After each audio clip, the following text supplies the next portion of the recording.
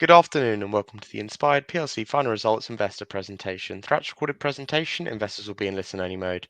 Questions are encouraged and they can be submitted at any time by the Q&A tab situated in the right-hand corner of your screen. Just simply type in your questions and press send. The company may not be in a position to answer every question it receives in the meeting itself. However, the company can review all the questions submitted today and publish responses where it is appropriate to do so. Before we begin, I'd like to submit the following poll. I'd now like to hand you over to the CEO, Mark Dickinson. Good afternoon to you, sir. Good afternoon, everybody, and welcome to the FY24 results presentation for Inspired PLC. Presented to you today, myself, Mark Dickinson, Chief Exec, and Paul Connor, Chief Financial Officer. Over the last few months, we've been really thinking about how to improve and simplify our communication to investors. And that's really distilled into the graphic you see before you here. So what is the purpose of Inspired PLC? We are a B2B business that helps businesses in the UK and Ireland achieve net zero. Our vision is to remain to be the UK's leading energy and sustainability advisor. Our strategy to achieve this has got three primary pillars: recruit, retain, and return on investment.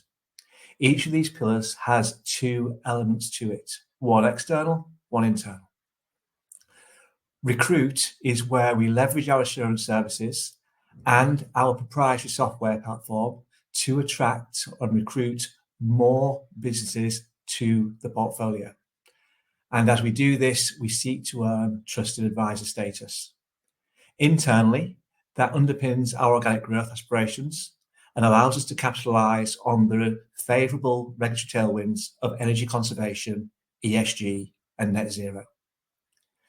From a retain perspective, we focus on utilising the data assets we create from providing our assurance and ESG services, where we process millions of pieces of client data every month.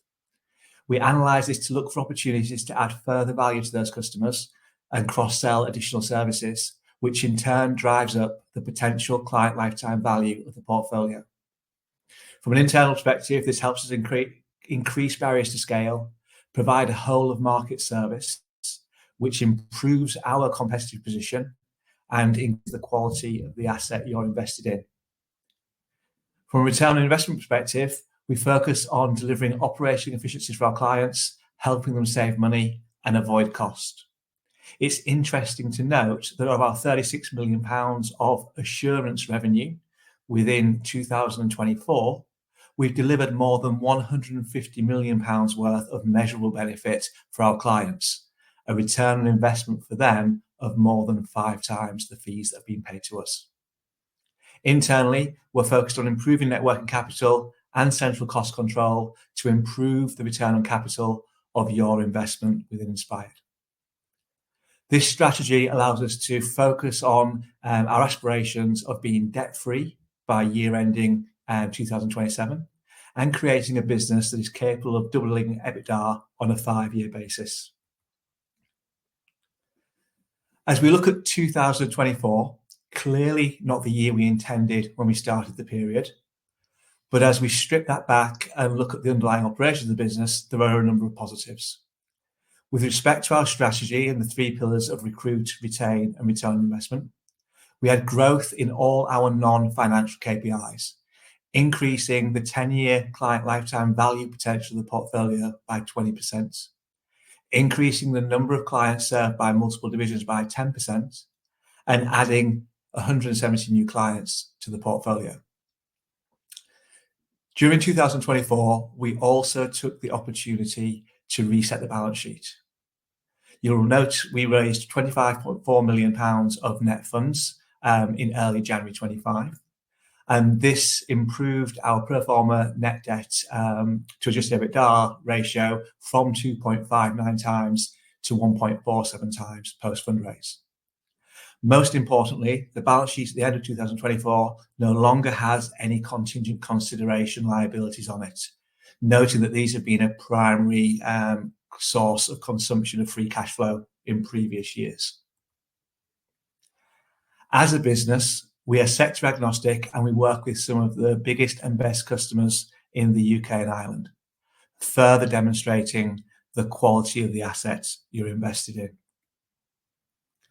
From a financial KPI perspective, as we've said, 2024 was not the year we intended at the start of the period. But we were pleased to deliver a 4% increase in gross profit and, most importantly, a 13% increase in cash generated from operations. Overall, by the end of the year, net debt had increased by 10.5 million to 59.2 million, but noting after the fundraise in early FY 2025, or January 25, that reduced to 33.8 million on a pro forma basis. I'll ask Paul to walk you through in more detail the financial performance of each division and the group later in the presentation. From a non-financial KPI point of view, all of these going in the right direction. We increased the number of customers served by multiple divisions. So in other words, a measure of the effectiveness of our cross-sell from 615 clients to 675. And in doing so, increased the number of clients that pay us more than £50,000 per annum in fees. Most importantly, we increased the number of clients where we were active in optimization projects from 370 to 412. And what's really pleasing about that is more than 50% of them were repeat optimization clients. All of this served to allow us to create an increase in the average 10-year client lifetime value potential of the portfolio from 231,000 to 277,000 pounds per customer. I'm now going to ask Paul to walk you through the performance of each division. Thank you, Mark. So as ever, when we talk about our divisional performance, we start with our assurance division, which remains the key client recruitment and retention engine of the group, continuing to bring some great logos to the group during the period. From a revenue model perspective, you'll recall some really attractive characteristics. So we have strong revenue visibility as we go into a new financial year. So for FY25, we have 82% of our expected revenues in the assurance division already contracted, with a further 10% expected to come from renewals signed in year. And those renewals are supported by fantastic retention rates. So generally, year on year, you see this division generate in excess of 85% retention rate. And in the year of FY24, we saw an 88% retention rate in period. Remains a high EBITDA margin business, consistently delivering in excess of 40% EBITDA margin per year. So if we just reflect on the FY24 performance for the assurance division, you'll note revenue growth in line with expectations, so marginal growth period on period as we aspire to deliver 1 to 3% organically. You see a stabilization of EBITDA margin following the need for the business and the division to react to the need of the customer during the energy market volatility we saw in 2022. As we move forward, we expect to continue to sustain those growth rates and margins to remain stable at the levels you've seen in FY24. So the ESG services division, following that organic entry in 2020, has quickly become a further pillar to the client recruitment and retention engine of the group, benefiting from those strong regulatory tailwinds. And also, you'll note, recruiting some really strong logos to the group during the period.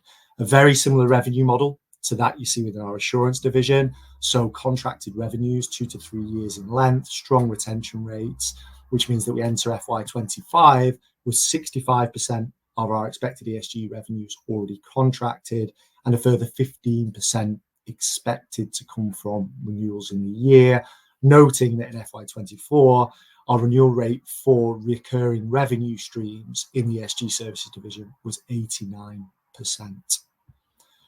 In terms of performance in the period, you'll note since that organic entry into this space in 2020, we've delivered compound annual growth of 89%, which is pleasing. In the period year on year, we delivered 16%. You'll know that EBITDA was broadly flat in the period on period, and that's because we're right-sizing the investment into the revenue growth opportunity, not only in the year of FY24, but in the subsequent years to follow, where we see such a growth opportunity for the delivery of ESG services, not only to our existing client base, but also the opportunity to bring new clients to the group through delivery of this service. Optimization services. So following that successful execution of the strategy in establishing ourselves with the customers through delivery of assurance and ESG services, that gains us the opportunity as a trusted advisor to deliver optimization solutions to our customers. And ultimately, the delivery of cross-sell to existing customers and reoccurring repeatable or existing customers of the other services, the other divisions within the group, but also the reoccurring and repeatable demand of existing optimization services division customers is what gives us that confidence in delivering the group growth rates we expect, which ultimately underpin the aspiration to double EBITDA on a 5-year time horizon.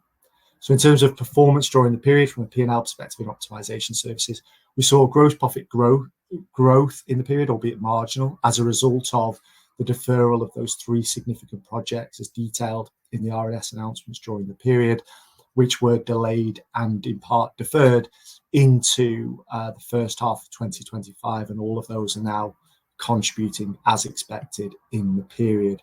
You'll note that the P&L of the optimization services division is impacted by the pass-through cost, or the optics of the P&L of the optimization division is impacted by the pass-through nature of our service delivery, the pass-through of the cost of our contractors and the equipment of the solutions we're providing to the customer.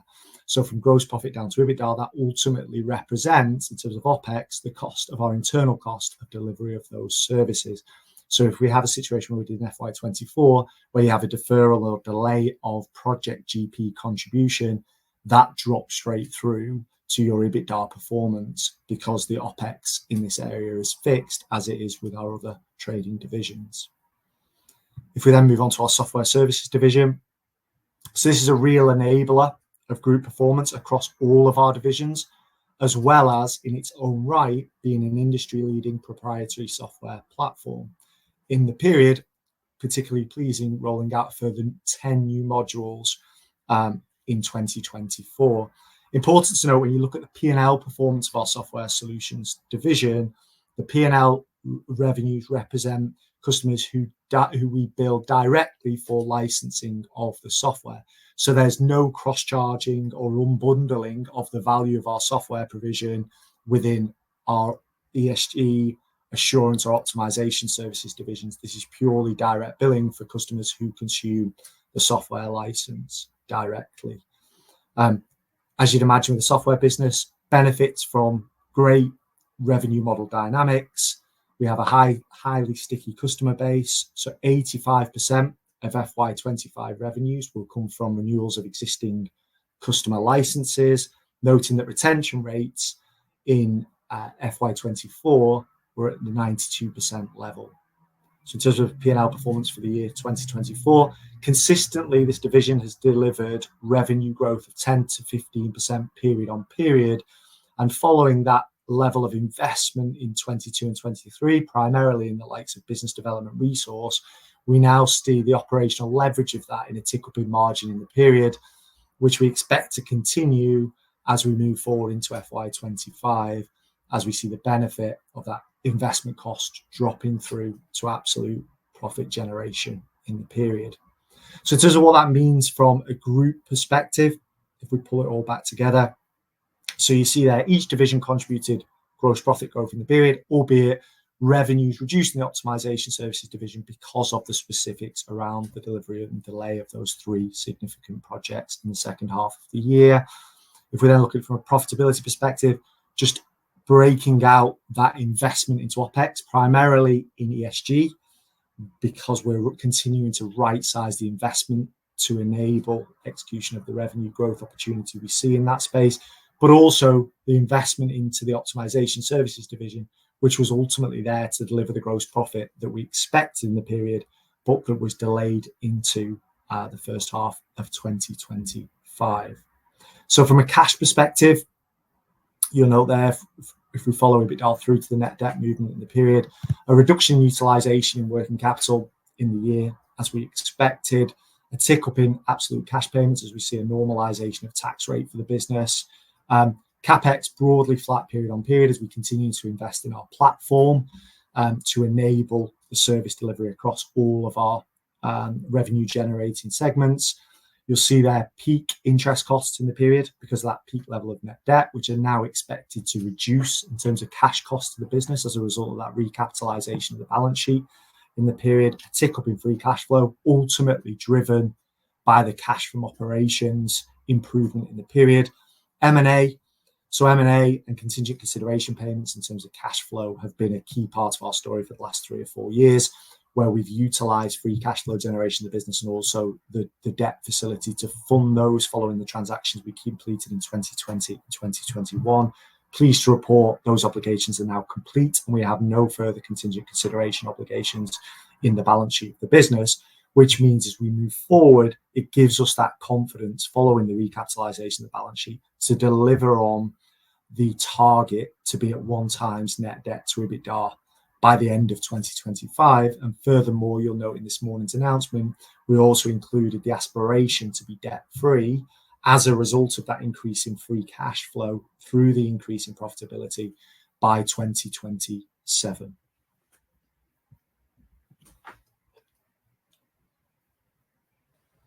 Thank you, Paul. So one thing I think is important for investors to understand is how the 3 pillars of our strategy, recruit, retain, and return on investment, actually translate into a practical experience with the clients. So here we have a case study of a client with 700 stores in the UK, spending about £43 million a year on utilities. We've been working with this client since 2017, so that's a 7-year partnership. And over the life of that partnership, we've delivered measurable savings in aggregate of £42 million. So one we can think about it, that is over the life of the partnership, the client has had pretty much 1 year's worth of utility spend for free. Now, 80% of those savings are driven by optimization projects that we installed for them that reduced energy consumption by 30%. The remaining 7 million comes from our assurance services, where over the life of the overall service provision, we have delivered savings and benefits which are 4 times the fees that we have earned from the client, really demonstrating a strong return on investment thesis and that key pillar of our strategy. So how did that all happen in practice? Well, from 2017, we recruited this client into the organisation, providing assurance services for gas and electricity. That allowed us to start to create a data asset, which we leveraged to be able to provide ESG services between 2019 and 2021. We then leveraged that data asset again to identify the opportunity for delivering the optimization projects into the organisation to save that 30%, and also to provide additional services from an ESG perspective to the client. We are currently in the process of leveraging that data asset again, where we've identified £12 million worth of projects with this client, which will deliver further incremental benefits in terms of energy consumption reduction and reduction in carbon emissions. Now, if that's an example of a client where we've implemented all pillars of the strategy and it's a mature working relationship continuing to deliver repeatable demand, it's important to recognise that this is a partnership and it is a journey. So here are some examples of clients at different stages of that evolution. So Big Yellow Storage have been a client for assurance services for a reasonable period of time. We leverage the data asset created to be able to provide ESG services in the form of ESOS compliance, so the Energy Savings Opportunity Scheme. We then ultimately identified the opportunity to make interventions in the premises that would reduce carbon emissions so that Big Yellow could be consistent with their science-based targets, whilst also benefiting from return on investment. Having identified those pilots, we worked with the client to engineer the solutions and implement them in a number of stores where we could prove the concept worked and really demonstrate the savings were real. And now we're at the stage where we're going to start to roll out those solutions across the portfolio.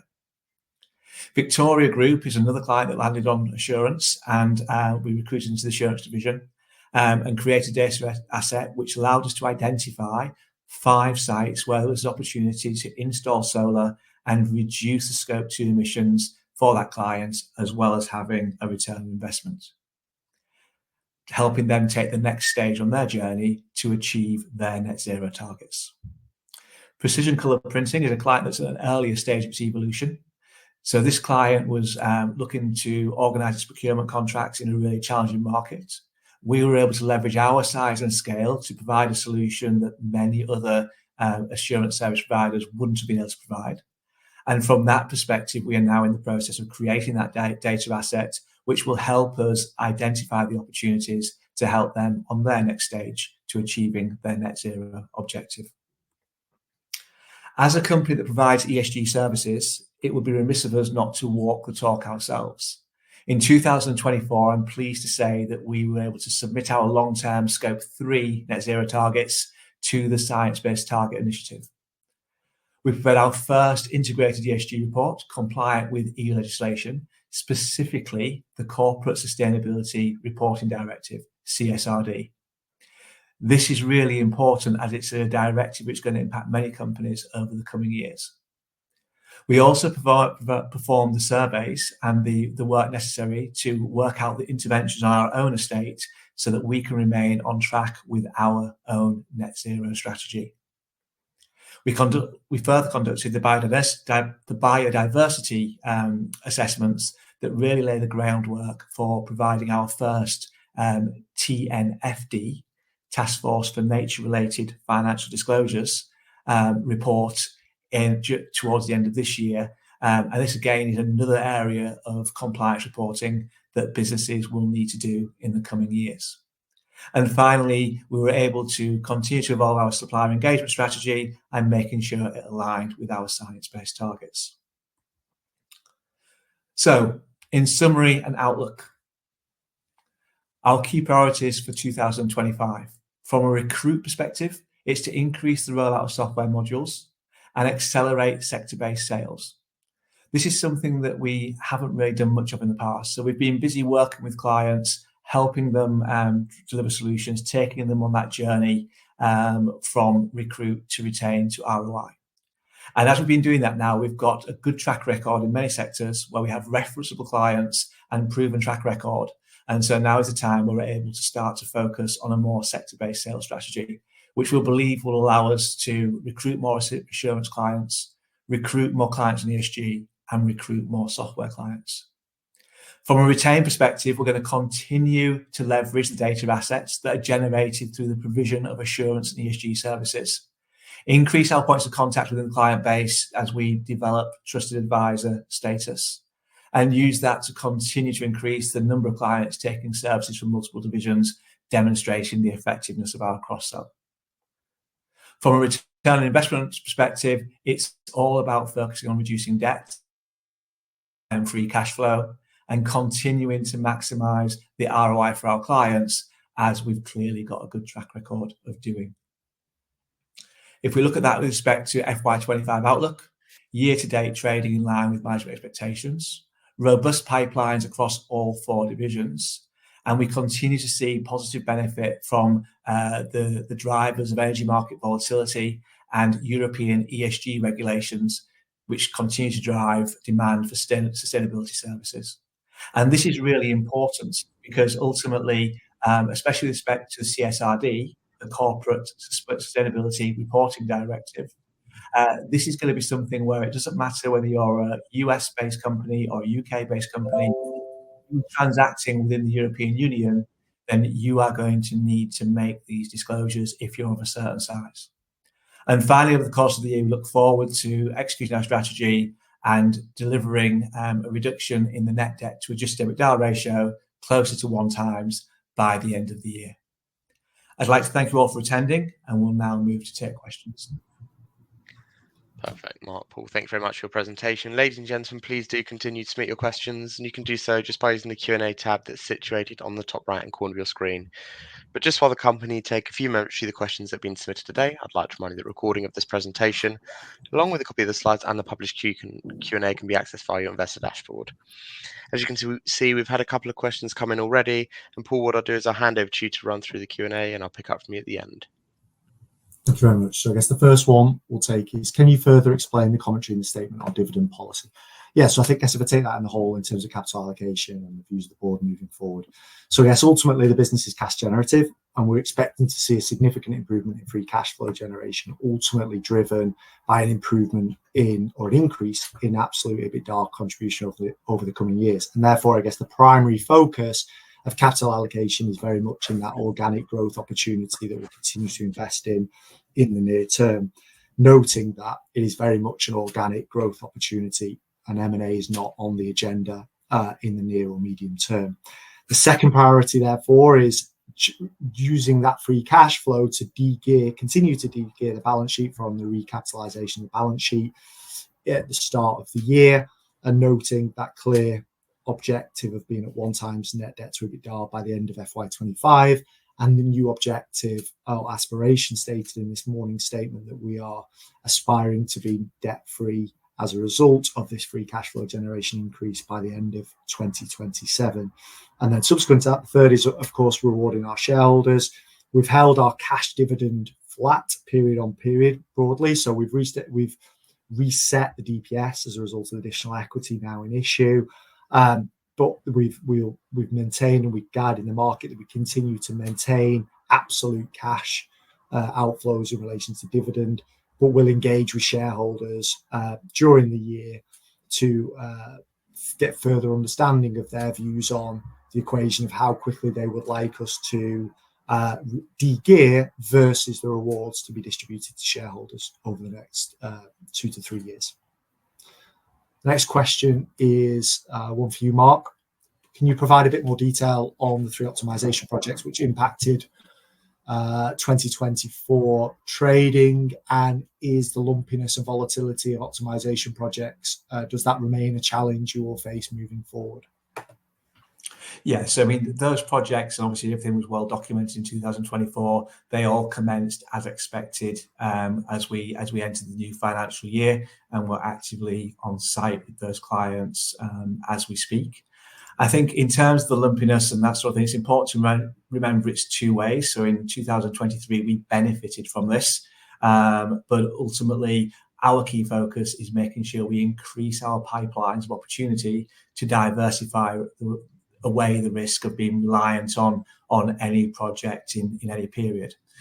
Clearly that takes time. So we are now operating with pipelines that are at record levels. And that's really a result of action we took back in 2023 as we started to deploy more resources into this area. We continue with that momentum. And I think kind of every month that goes by, that diversification gets better. But certainly, ultimately, from the point of view of being able to help clients achieve net zero with these interventions that reduce energy consumption and reduce carbon emissions, you're always going to have the reality that things impact those clients and their operations, and we have to adapt in the context of the challenges they are facing as well. But from the point of view of, if you like, operational performance, we're happier than ever with the momentum we're gaining in that pipeline diversification. Thanks, Mark. I'm going for you, Mark, I think. So with 85% of FY25 software services revenue expected from renewals, are there additional growth levers beyond renewals, such as expanding the customer base or upselling new modules? Yes, I mean, look, we really like the software division. It's increasingly becoming a market-leading platform, and actually we've been amazed and really quite pleased with the number of companies that have adopted and embraced the software. So there's a few areas that drive this growth. The first one, if you recall, the market for assurance services is around about 75% penetrated. That means that 3 out of every 4 large businesses will use a company like Inspired to help them with their energy procurement and their invoice validation.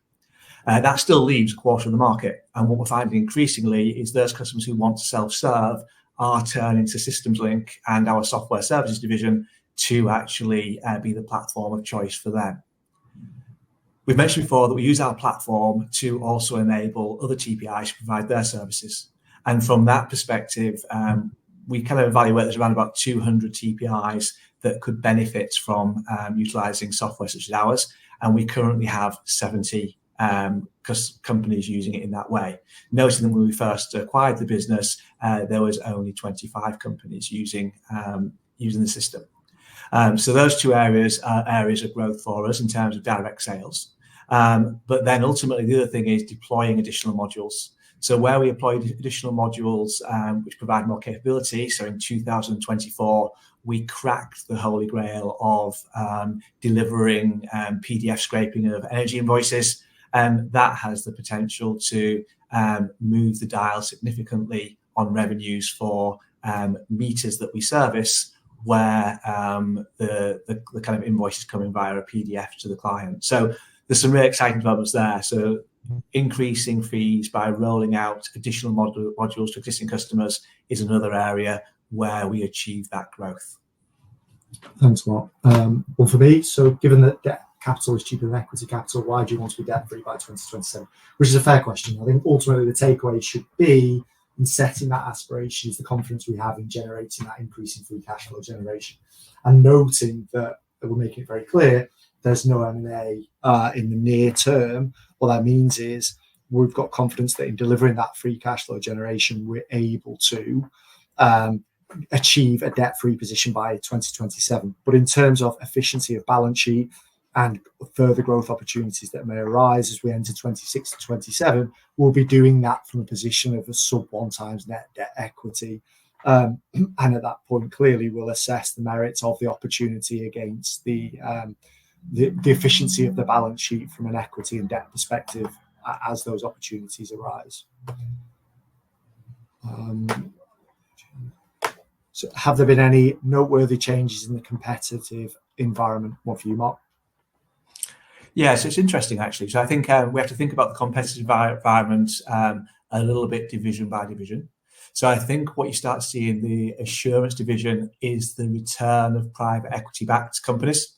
So there's been a reasonable amount of M&A activity for some of the kind of mid-sized TPIs or assurance service providers. And that's really kind of quite interesting in terms of valuations and referenceable transactions. So investors can look at things like the investments in sustainable energy first by Beechtree, and also the recent investment in Westbridge, which is a German assurance ESG business.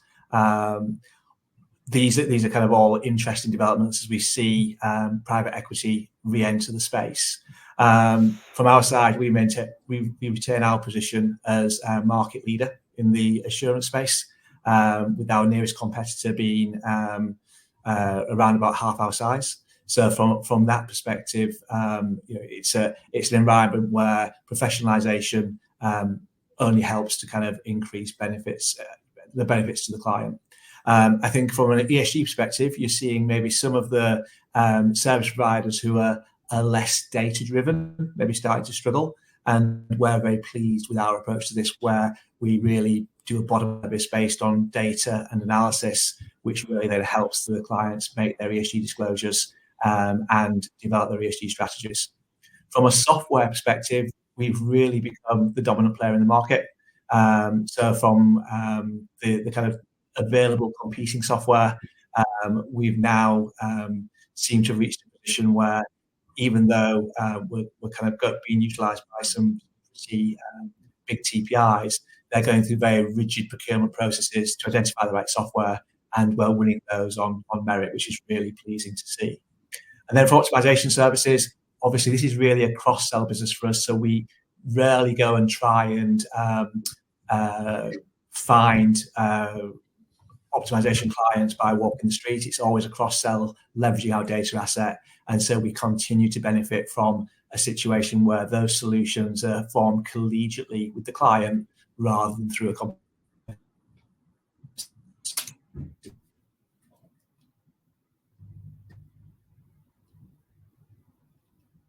process.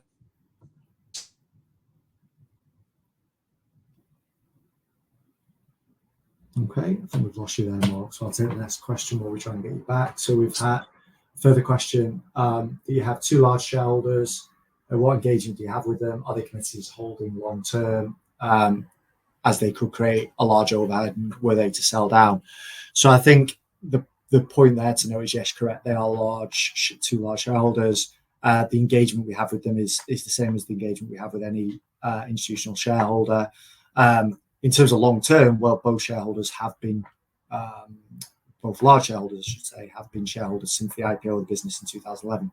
So they are already existing long-term shareholders, and noting the support of those two shareholders, in effect, cornerstone in the recapitalisation of the balance sheet in December just gone, then their intention is very much to remain supportive of the business, and they're committed and believe very much in the business going forward. And I think that also covers the question in terms of the relationship with Regent Gas today. Yes, so to be very clear, again, Regent Gas have been a shareholder, as have Gresham, since the IPO of the business in 2011. They're clearly now much bigger shareholders than they were there. I guess that just represents the fact they very much support the story, support the business, and did so in their support of the equity raise in December just past. Perfect. That's great, Mark. Paul, thank you very much for answering those questions from investors. Of course, the company can review all the questions submitted today, and we will publish responses out on the Investor Meet Company platform.